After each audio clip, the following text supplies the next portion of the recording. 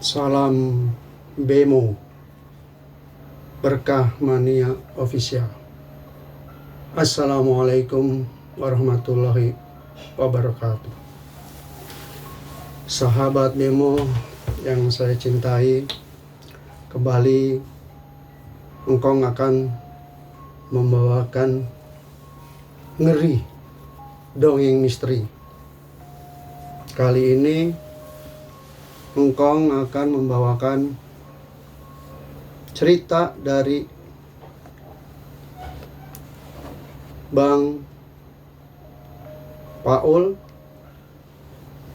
sekitar tahun 80-an di timur Jakarta. Kala itu Bang Paul masih sekolah di SMP sekitar umur 11 atau 12 tahun.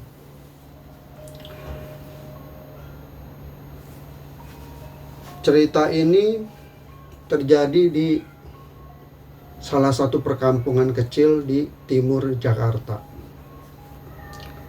di mana masyarakat daerah situ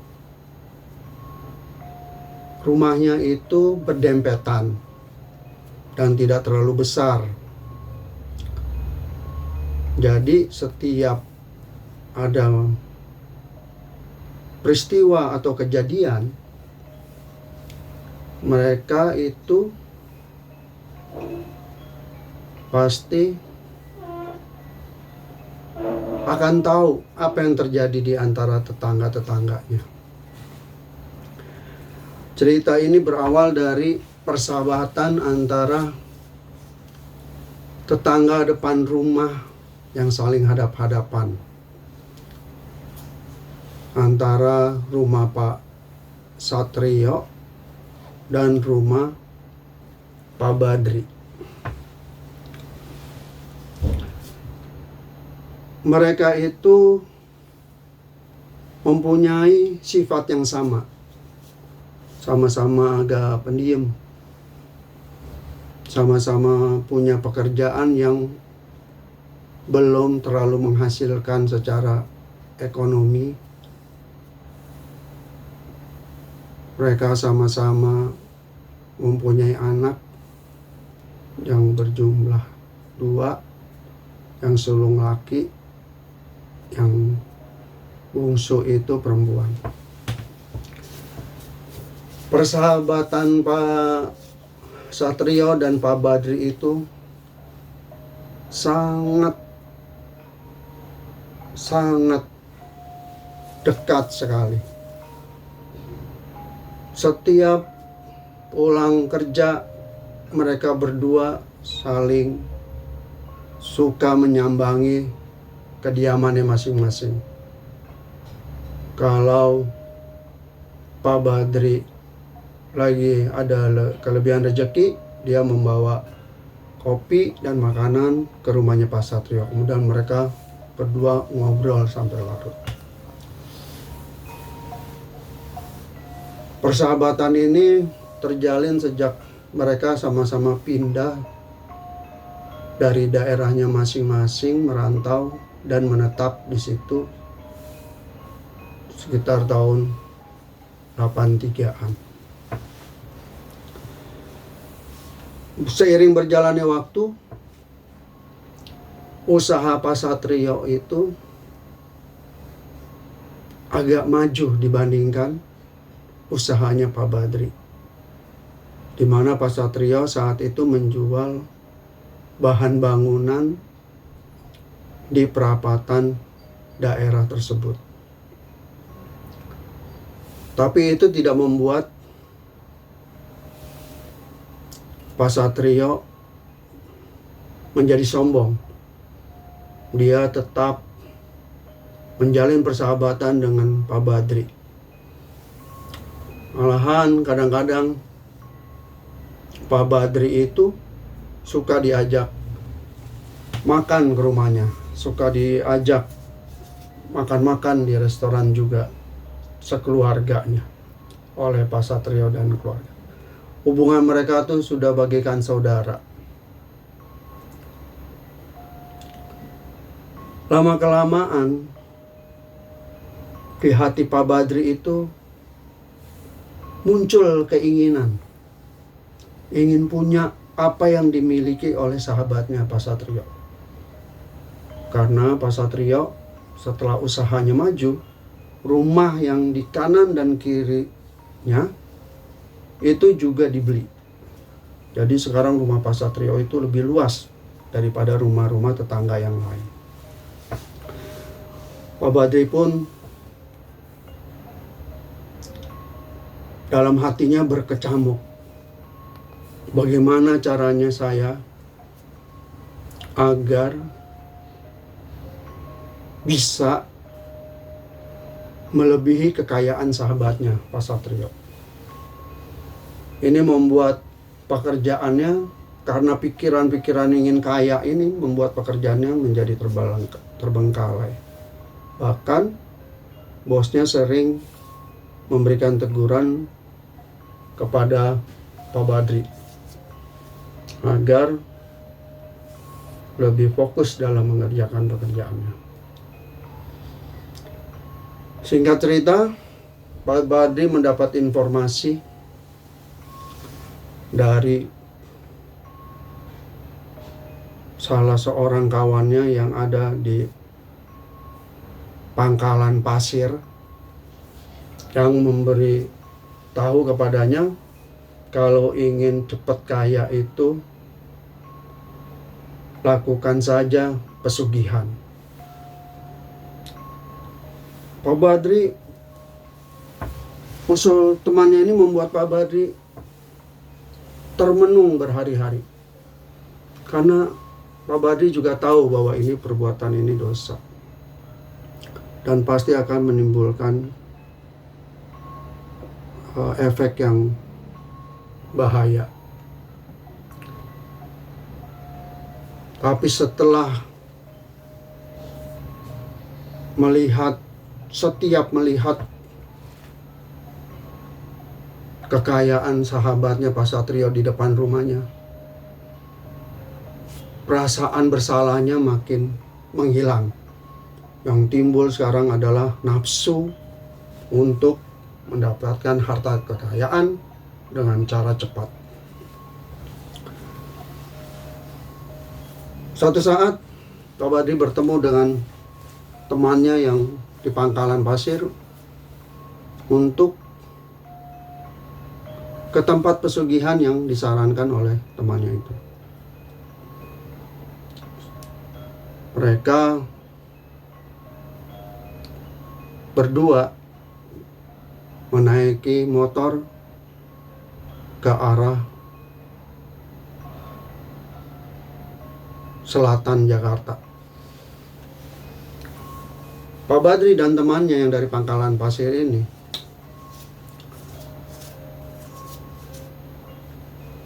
dalam perjalanan itu bertanya sedikit-sedikit apa saja yang harus dibawa ketika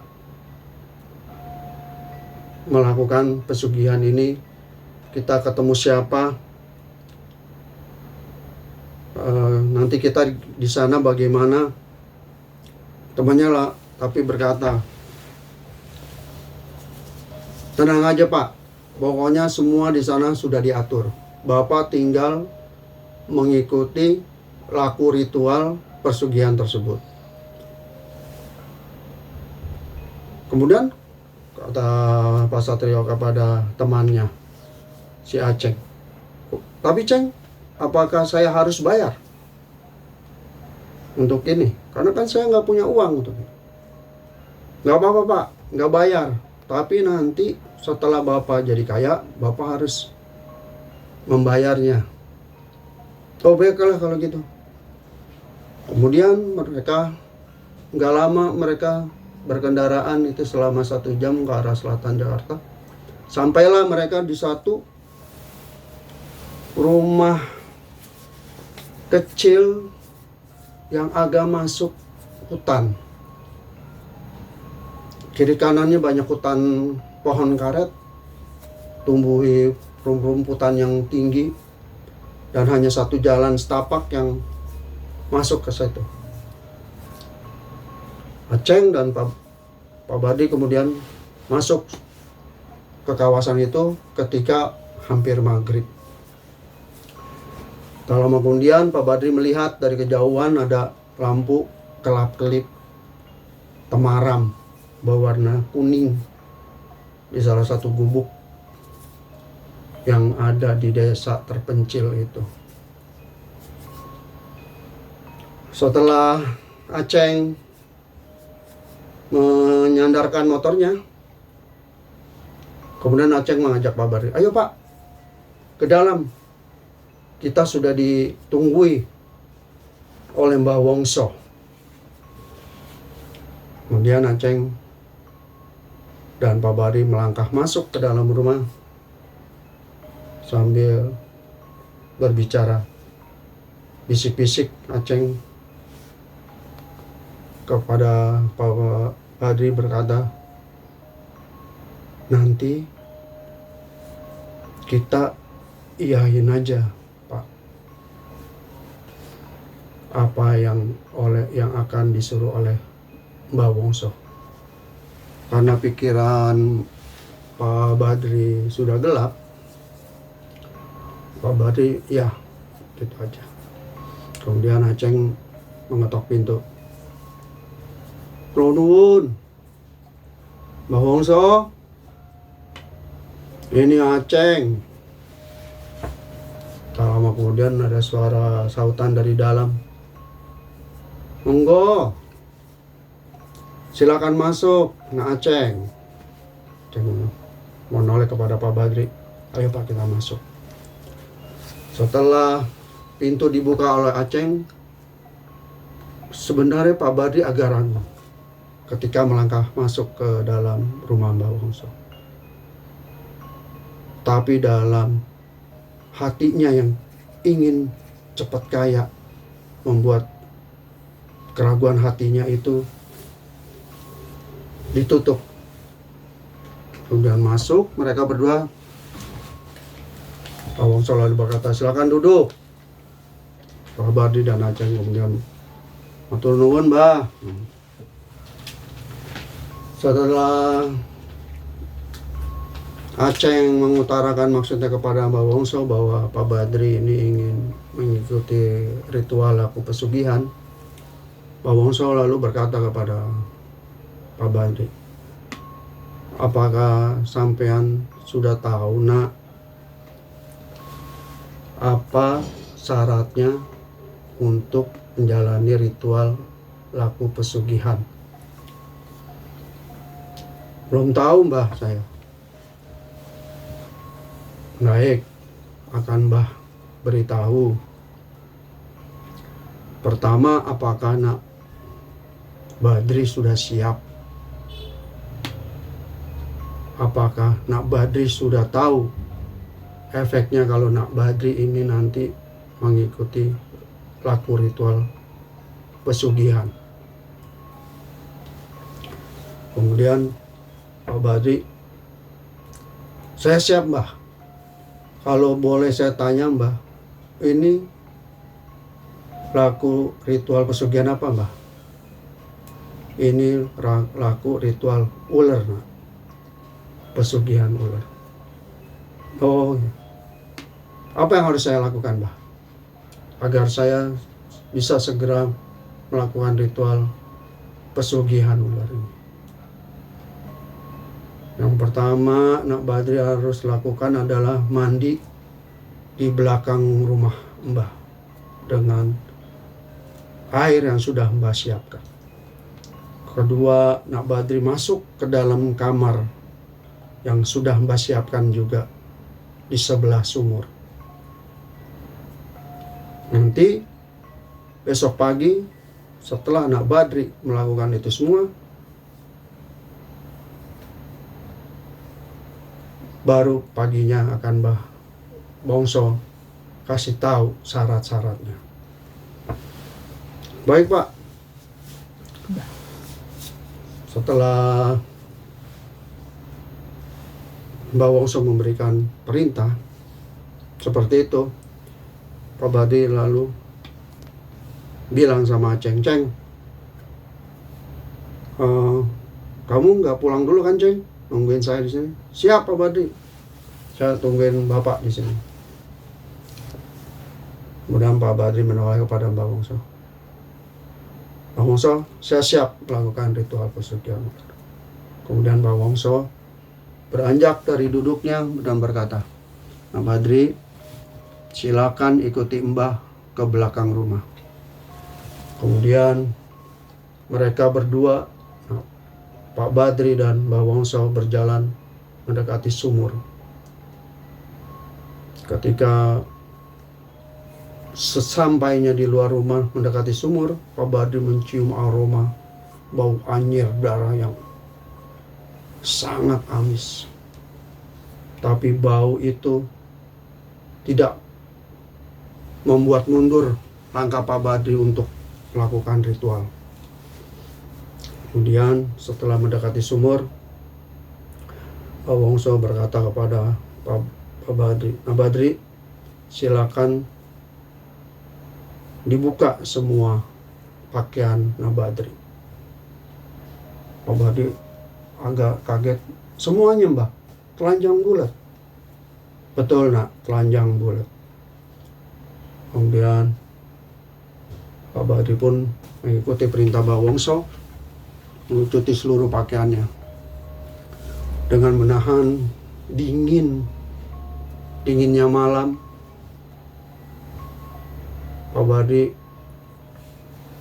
jongkok di dekat tepian sumur.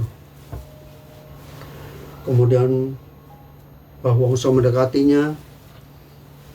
Pak Badri sambil membawa satu gentong kecil berisi air yang sudah dirapal mantra oleh Mbah Wongso. Sambil memegang kepalanya Pak Badri, Mbah Wongso menuang air mantra tersebut. Ketika Pak Badri merasakan air mantra tersebut menyentuh tubuhnya, Pak Badri merasakan badannya sakit luar biasa. Tapi rasa sakit itu ditahan karena keinginannya. Dia ingin kaya seperti sahabatnya. Setelah 7 kali menyiramkan air mantra tersebut kepada Pak Badri, Mbah Wongso kemudian berkata, sudah, Nak. Sekarang Nak Badri silakan masuk ke kamar. Silakan berdiam di kamar tersebut sampai pagi. Kalau ada apapun, tetap diam aja. Jangan sampai tergoda. Jangan sampai pergi. Jangan sampai teriak. Pokoknya diam aja. Kalau tidak berani, tutup matanya. Sambil sila. Pak Badri kemudian melangkah ke arah kamar dekat sumur, yang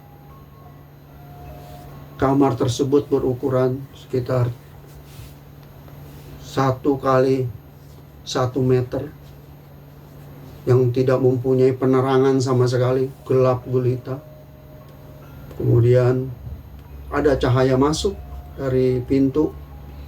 Kemudian Mbah Wongso menyuruh Pak Badri duduk dalam ruangan itu dan menutup pintunya.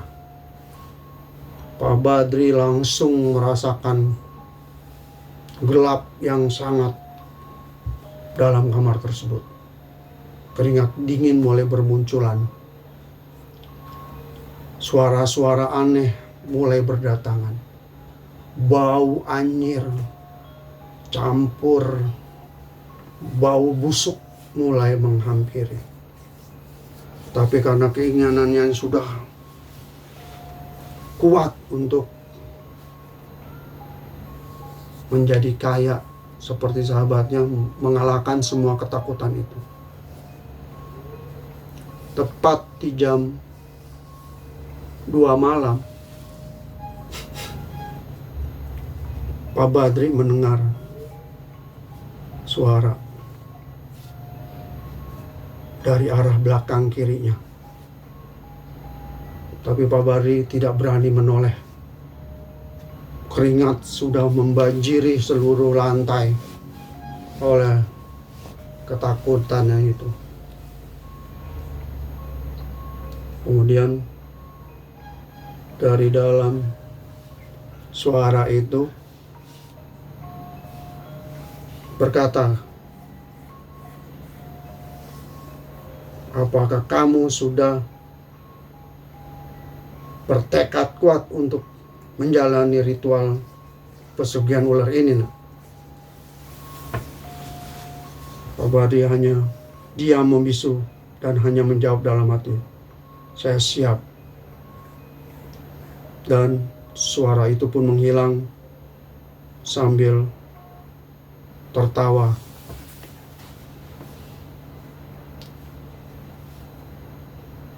Tak lama kemudian, Pak Badri merasakan ada yang bergerak di bawah kaki dan pahanya. Ketakutan sudah sangat menerjang hati Pak Badri, tapi ketakutan itu dilawan karena keinginannya yang kuat untuk menjadi kaya seperti sahabatnya. Lalu dengan mengangkat sedikit kedua belah kakinya, Pak Badri tetap bertahan. Bahkan dalam hatinya Pak Badri berkata, biarpun aku mati dililit oleh ular ini, enggak apa-apa, asal aku jadi kaya.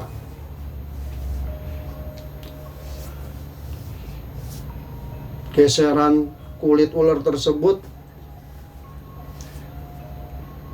mulai merambat ke daerah perutnya, membuat Pak Badri menjadi merinding. Walaupun agak geli, tapi tetap Pak Badri tahan. Kemudian dalam kegelapan malam, Pak Badri melihat di pojok kanan ular tersebut berdiri menyentuh langit-langit kamar tersebut sambil berdesis. Ular tersebut berkata, kamu siap jadi budakku? Pak Badri pun hanya menjawab dalam hati, siap. Kemudian Pak Badri tetap semedi sampai pagi. Ketika suara azan terdengar dari ke arah kejauhan, Mbah Wongso tiba-tiba membuka pintu. Sudah, nak, kamu sudah lulus. Silakan Mbah Badri memakai pakaian kembali. Dalam hati kecil Pak Badri agak bertanya-tanya, ritual apa lagi nih yang harus saya lakukan? Setelah memakai baju, Pak Badri mengikuti Mbah Wongso masuk ke dalam rumahnya, kemudian duduk. Sekilas Pak Badri melihat Aceng sedang tidur pulas di bangku dalam rumah.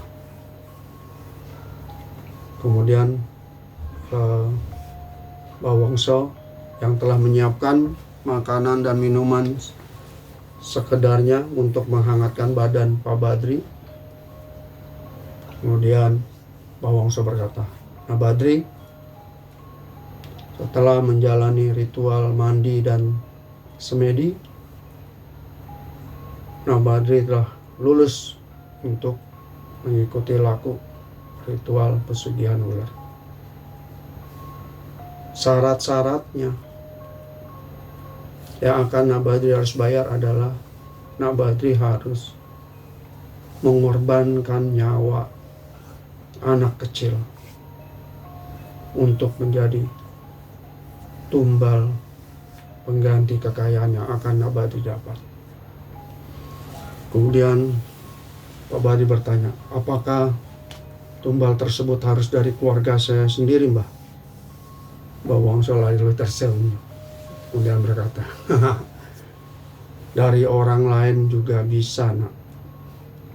Yang penting setiap setahun sekali Nak Badri harus kesini membawa foto anak itu, namanya, nama orang tuanya, tanggal lahir dan tahunnya. Kemudian Pak Badri berkata, apakah umurnya bebas, Mbah, yang saya akan jadikan tumbal anaknya? Kalau bisa anak yang belum akil balik. Baik, Mbah, kalau begitu, kata Pak Badri. Karena hari sudah siang dan Pak Badri melihat kode Pak Aceng ingin segera pulang, dan Pak Badri pamit pada Mbah Wongso. Baik, Mbah Wongso, saya akan mengikuti laku ritual sugihan ular sesuai yang nanti Mbah akan berikan kepada saya. Baik, Nak Badri. Kemudian Aceng dan Pak Badri kembali ke pangkalan pasir tempat mereka bertemu. Di sana Aceng bertanya, gimana, Pak? Udah beres, Ceng. Hebat kan? Hebat. Kemudian Pak Badri pamit pada Aceng untuk pulang ke rumahnya. Di rumahnya, Pak Badri bilang kepada keluarganya, terutama istri dan anaknya, nanti setiap malam Jumat Bapak akan semedi di kamar ini. Tidak boleh ada yang ganggu Bapak selama Bapak berada di dalam kamar ini. Setelah itu istrinya dan anak-anaknya bertanya, kenapa, Pak? Pokoknya tidak usah bertanya, kalian mau kaya apa enggak? Istri dan anaknya, ya Pak, mau Pak. Karena mereka juga sudah capek hidup dalam kemiskinan, hidup dari kasihan tetangga. Terutama Pak Badri yang sangat iri melihat keberhasilan sahabat dan tetangga depan rumahnya, Pak Satrio. Tak lama kemudian malam Jumat pun tiba. Sesuai yang disarankan oleh Mbah Wongso, Pak Badri mempersiapkan dirinya di kamar tersebut dengan mandi memakai air kembang 7 rupa, kemudian memakai wangi-wangian,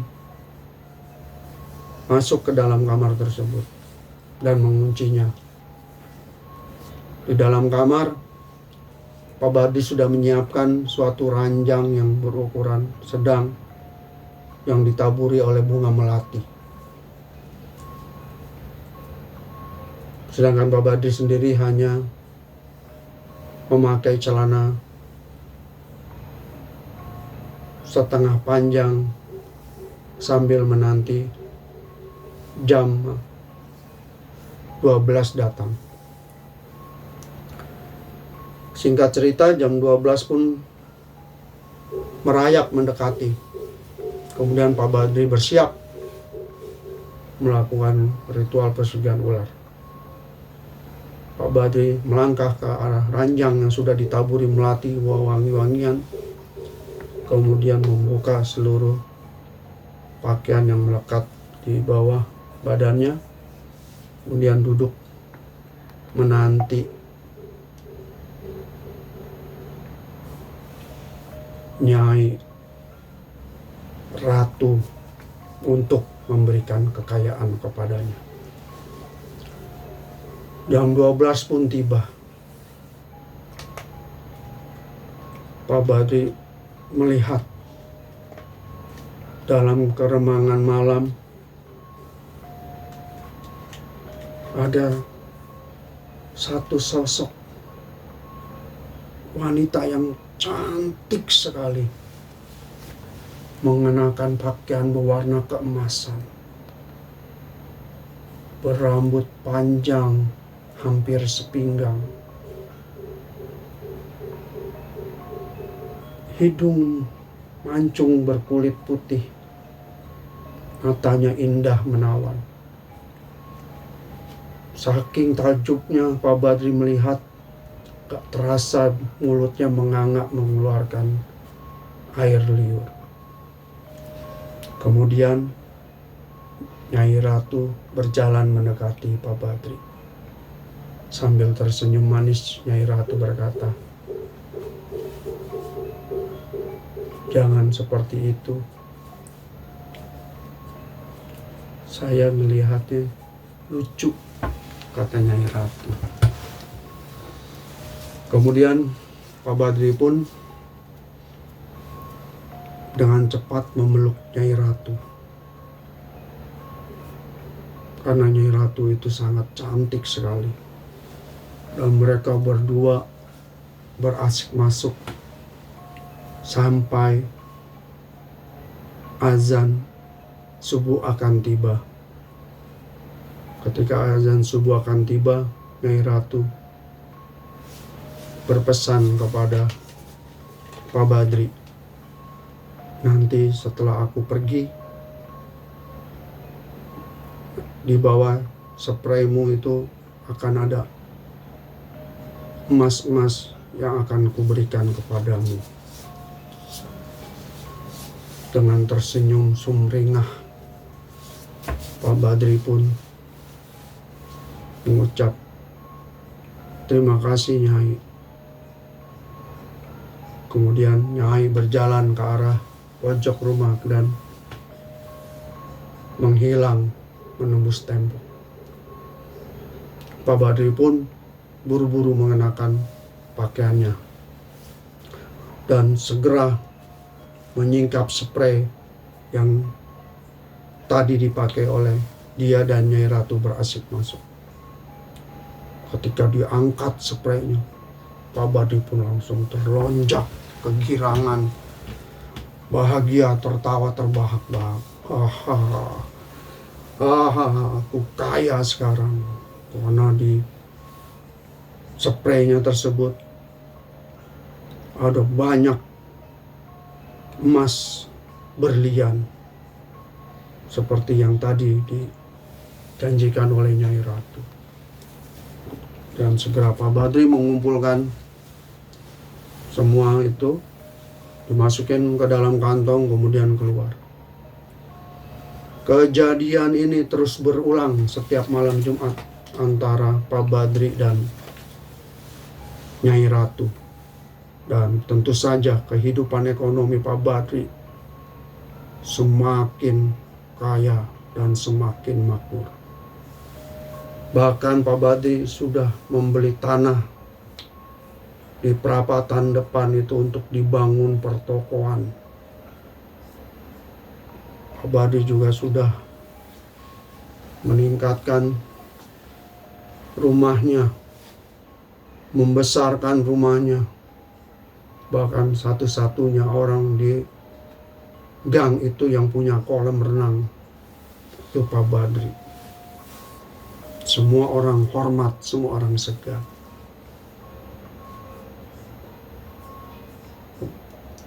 Tak terasa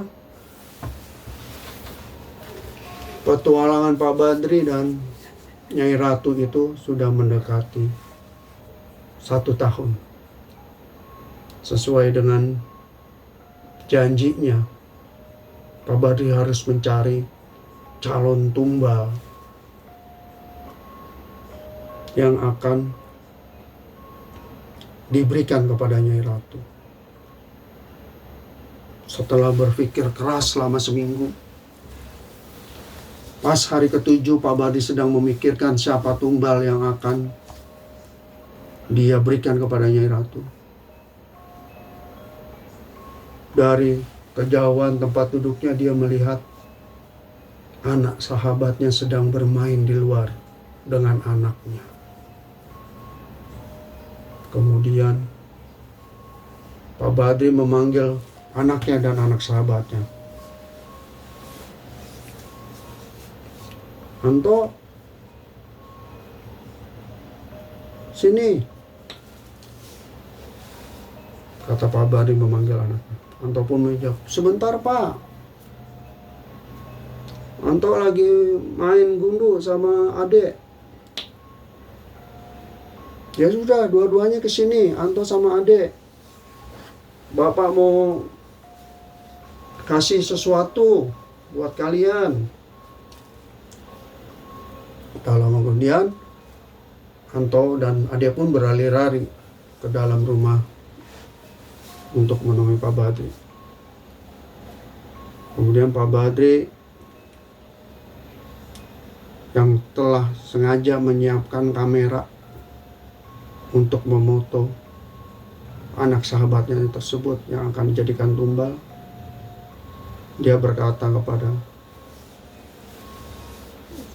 anak sahabatnya itu, si adek, adek emang lahirnya tanggal berapa? Tahun berapa? Setelah dengan polosnya dia menjawab apa yang dia dipertanyaan Pak Badri pun segera pergi ke perapatan untuk mencetak foto tersebut. Setelah mencetak foto, tahu apa yang harus dipersiapkan untuk menjadi tumbal, Pak Badri pun kemudian pergi ke pangkalan pasir untuk menemui Aceng untuk diminta antar ke rumah Mbah Wongso. Singkat cerita, perjalanan tersebut mereka sampailah di gubuk Pak Wongso di tepi hutan di selatan Jakarta. Di sana Mbah Wongso sudah menunggu. Nah Badri, Mbah sudah tunggu kedatangan Badri dari siang. Beres Mbah, saya sudah siapkan. Ini fotonya, ini namanya, ini tanggal lahirnya, ini nama orang tuanya. Baik, kalau begitu silakan Nak Badri kembali. Mbah akan berikan ini semua kepada Nyai Ratu. Gak lama kemudian, Aceng dan Pak Badri pun kembali ke pangkalan pasir dan berpisah di sana. Sesampainya di rumah, perasaan gelisah dan resah menghantui Pak Badri. Seperti apakah ini tumbal yang akan diberikan, yang dia berikan kepada Nyai Ratu, akan jadi apa nantinya? Setelah menunggu semalaman,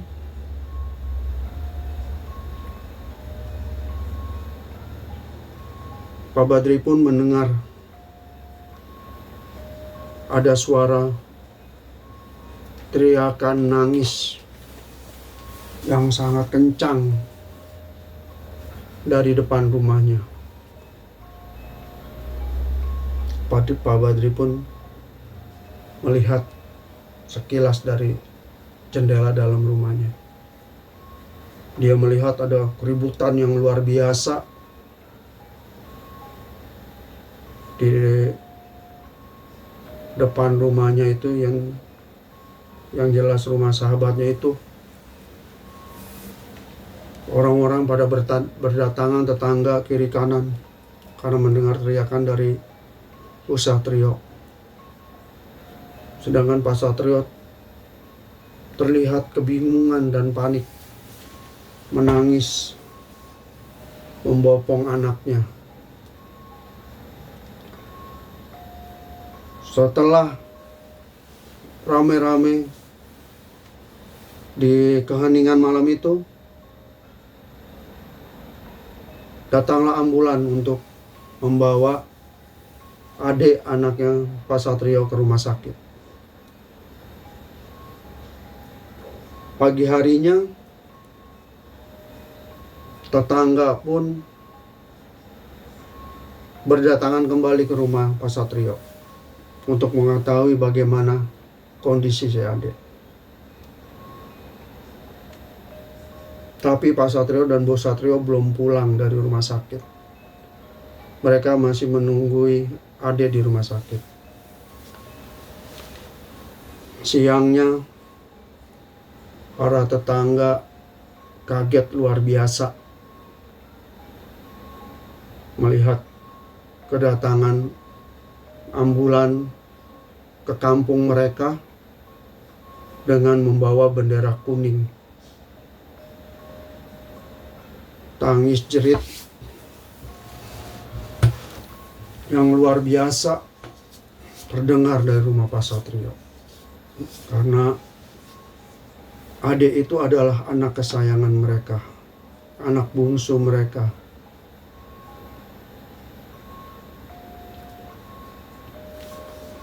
Tak lama kemudian,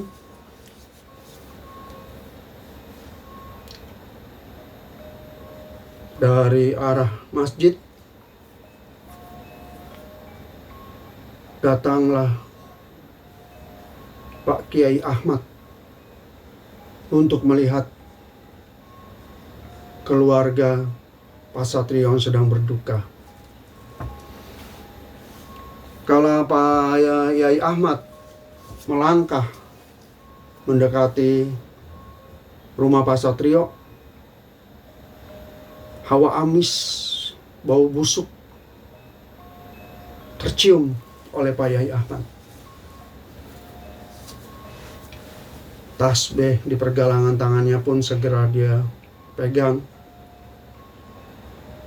Sambil mengucap asma Allah, Pak Ahmad melangkah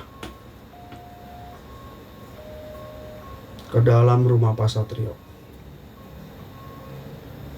Di dalam rumah Pak Satrio, Pak Ahmad sangat terkejut luar biasa. Karena dalam penglihatan Pak Ahmad, anaknya Pak Ade itu, anaknya Pak Satrio itu, si Ade telah berubah menjadi sebatang pohon pisang. Kemudian dengan mengucapkan istighfar berkali-kali, Pak Ahmad mendekati Pak Satrio dan Bu Satrio, kemudian mengajak mereka berbicara bertiga di kamar. Pak Satrio dan Bu Satrio diminta menceritakan bagaimana awal muawalnya si Ade sampai kena penyakit ini, sampai kena sakit ini. Walaupun dalam pandangan Pak Yai Ahmad, jasadnya Ade sudah berubah menjadi batang pohon pisang, tapi di mata orang tuanya Pak Satrio dan Bu Satrio, batang pohon pisang itu adalah anaknya. Kalau mau kemudian Pak Satrio dan Bu Satrio pun menceritakan kepada Pak Yai Ahmad bahwa tadi siang mereka, si Ade dan Anto, sedang main di depan dan dipanggil ke dalam rumah oleh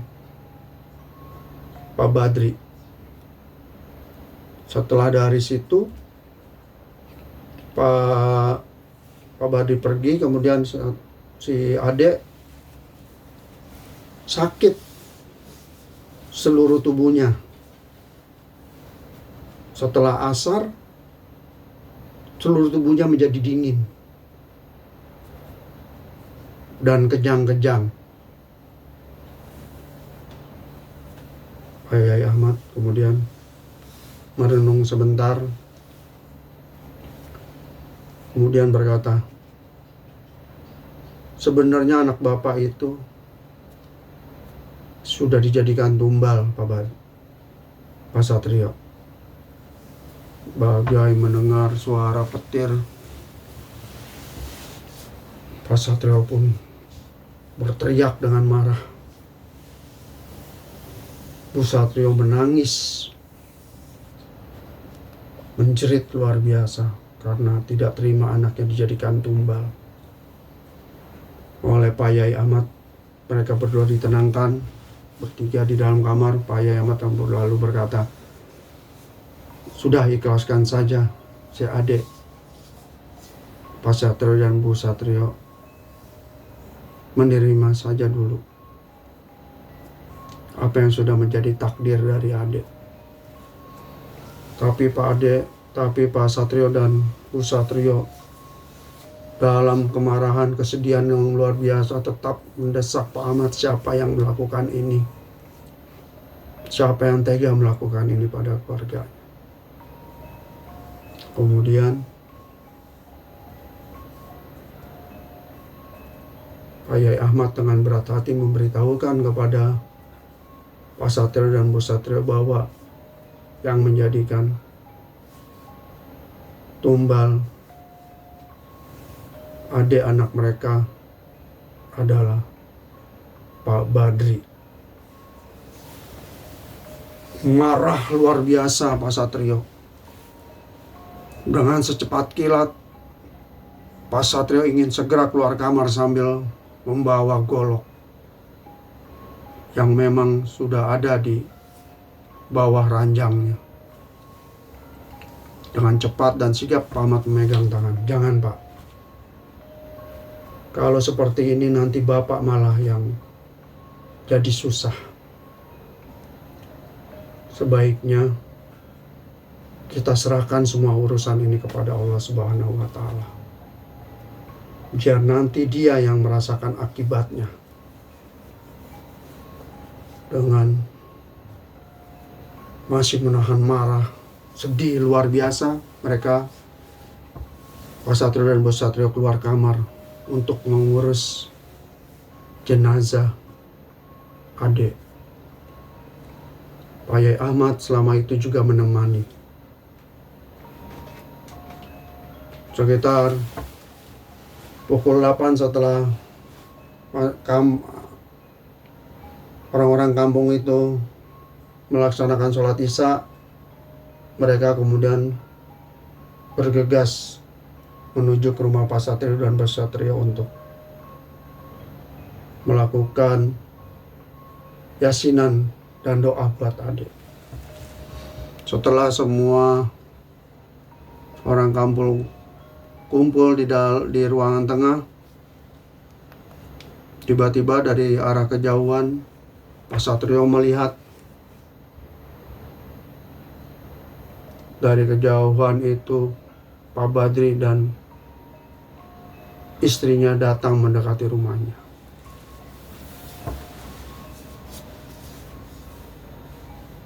Kemarahan yang luar biasa membuat Pak Badri mendekati Pak Satrio mendekati anaknya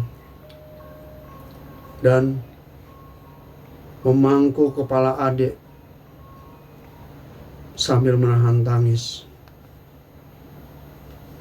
Dengan mata nanar tajam melihat Pak Badri datang ke rumahnya.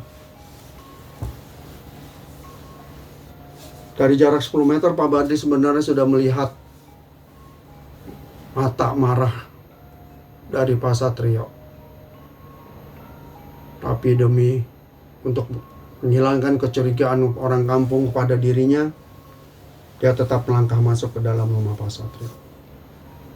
Di dalam rumah, walaupun Pak Yai Ahmad sudah memegang pundaknya untuk tidak berkata apa-apa, tapi Pak Satrio tetap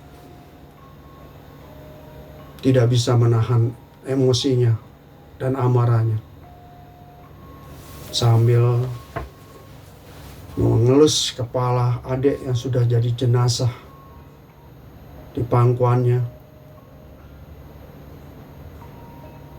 Pak Satrio mengangkat tangannya,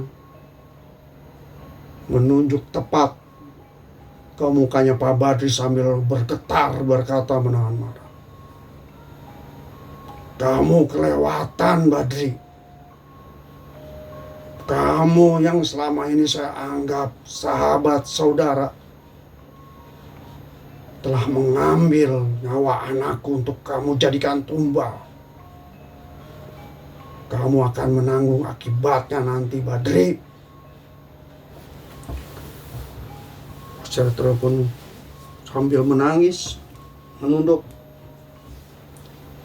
memegang kepala si adik.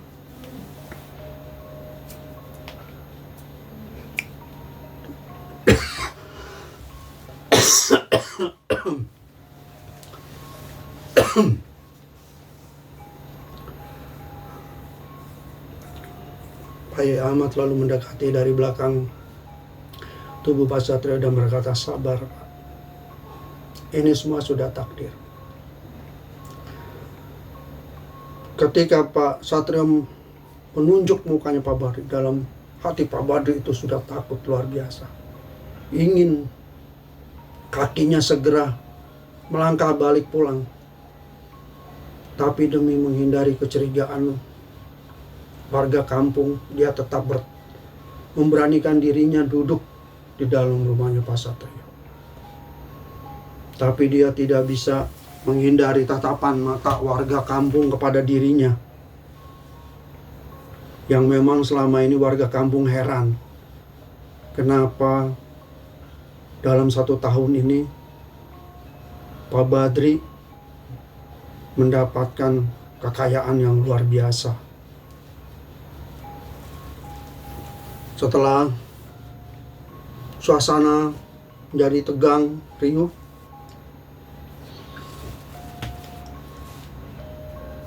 Pak Badri pun izin pulang dan memberi salam kepada seluruh warga kampung yang ada di dalam rumah Pak Satrio. Tapi salamnya tidak ada satupun yang membalas. Warga kampung dengan wajah menahan marah, wajah menahan emosi untuk tidak bertindak bermain hakim sendiri, membiarkan Pak Badri pulang ke rumahnya. Esok harinya, dengan diiringi seluruh sanak kerabat saudara, Pak Satrio dan Bu Satrio mengantar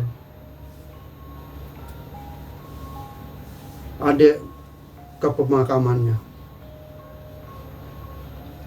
Setelah disolati, setelah duhur, jenazah pun kemudian dibawa ke pemakaman.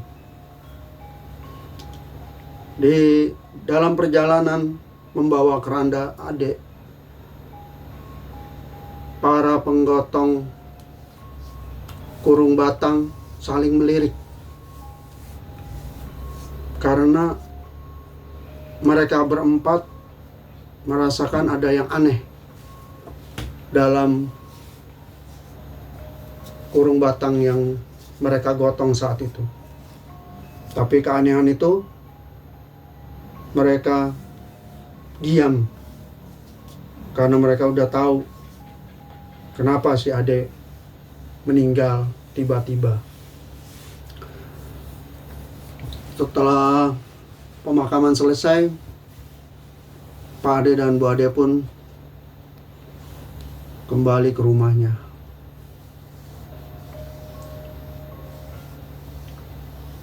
Warga kampung selama 1 minggu itu masih membicarakan tudingan Pak Satrio kepada Pak Badri akan perbuatannya terhadap almarhum anaknya Ade. Seminggu setelah kejadian itu, Pak Badri masih kelihatan di dalam rumahnya. Dan Pak Satrio pun masih sering berbincang-bincang dengan Pak Yai Ahmad setelah melakukan sholat kewajiban di masjid dekat rumah mereka. Pak Satrio selalu bilang kepada Pak Yai Ahmad ingin membalas dendam kepada Pak Badri karena telah menumbalkan anaknya. Tapi Pak Yai Ahmad selalu menenangkan Pak Satrio. Sabar Pak, nanti akan tiba saatnya Pak Badri menerima akibatnya. Kemudian sebulan setelah kejadian itu, tidak ada kejadian apa-apa di warga kampung. Kampung juga sudah mulai tenang. Suasana kampung sudah mulai seperti biasa lagi. Mungkin sudah agak terlupakan peristiwa Ade. Namun, tepat di malam ke-40 hari, Ade meninggal. Dan di rumah Pak Satrio sedang ada yasinan. Ketika selesai mereka membaca yasinan, tiba-tiba ada teriakan keras sekali dari depan rumah Pak Satrio. Pak Satrio dan warga kampung segera keluar rumah untuk melihat ada apa gitu. Ternyata rumah Pak Badri tiba-tiba saja sudah dimakan api sekelilingnya. Yang pada saat itu kebetulan sekali anak dan istrinya sedang ada di rumah mertuanya.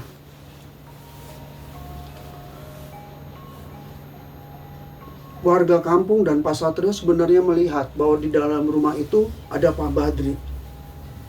Tapi mereka melihat Pak Badri di dalam kepungan api itu hanya seperti gini-gini aja. Tidak teriak-teriak. Seperti gini sambil teriak, ampun, ampun, teriakannya terdengar. Sampai warga kampung semua pada berdatangan. Yang anehnya, rumah mewah megah itu hanya rumah itu aja yang terbakar. Sekelilingnya tidak. Sebenarnya warga kampung dan Pak Satrio itu ingin menolong Pak Badri karena mereka melihat Pak Badri di dalam rumah sedang berteriak-teriak minta ampun, ampun, ampun, ampun Nyai. Sebenarnya warga kampung ingin menolong dengan Pak Satrio, tapi rumahnya digembok. Jadi warga kampung hanya bisa melihat dari luar sambil mencoba memadamkan api yang membakar habis seluruh rumahnya. Kejadian kebakaran rumah Pak Badri ini membuat warga kampung menjadi geger. Mereka teringat 40 hari sebelum yasinan Ade ini, di mana mereka melihat Pak Satrio menuding ke arah Pak Badri bahwa Pak Badri lah yang menumbalkan anak kesayangannya. Kemudian setelah kebakaran itu terjadi selama 5 jam. Warga baru bisa melihat masuk ke dalam rumahnya setelah merobohkan pagar depan rumah Pak Badri. Semua harta kekayaan Pak Badri yang dikumpulkan dengan tidak halal habis. Mobilnya, emasnya, uangnya, semua rata dengan tanah. Warga pun tidak bisa menemukan sisa-sisa abu dari Pak Badri. Walaupun sudah dicari ke sana kemari, jenazahnya tidak ditemukan dalam runtuhan rumah megah mewah tersebut. Rupanya salah satu warga kampung ada yang menelpon ke rumah mertuanya Pak Badri dan memberitahukan kepada mereka bahwa Pak Badri sedang dilanda musibah, rumahnya kebakaran dan dia menjadi korban. Selagi warga mencari jenazah Pak Badri di dalam rumah mewah itu, datanglah istri, anak, dan mertuanya yang menangis. Yang menangis-nangis, menyesal. Apalagi ketika mereka di sana melihat Pak Satrio, mereka langsung mendekati, menangis, minta ampun, bersujud di kakinya Pak Satrio, minta maaf atas perbuatan Pak Badri kepada anaknya. Walaupun Pak Badri masih dalam emosi, walaupun Pak Satrio masih dalam keadaan emosi dan marah, tapi Pak Satrio dengan ikhlas memaafkan perbuatan Pak Badri kepada anaknya.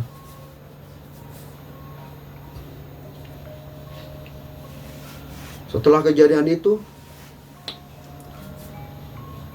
warga kampung atas persetujuan dari Bu Badri dan keluarga besarnya, tanah kosong yang dulu ada rumah mewah itu dijadikan taman bermain oleh warga kampung. Dan dia beri nama Taman Adek untuk mengenang adik dari anaknya Pak Satrio. Demikian sahabat Berkah Mania Official, bagaimana liciknya setan mempermainkan manusia. Tidak sampai hitungan 2 tahun, 3 tahun, Pak Badri menerima akibatnya. Semoga cerita dari Engkong ini membuat kita bertambah kuat imannya dari gangguan setan yang terkutuk. Assalamualaikum warahmatullahi wabarakatuh.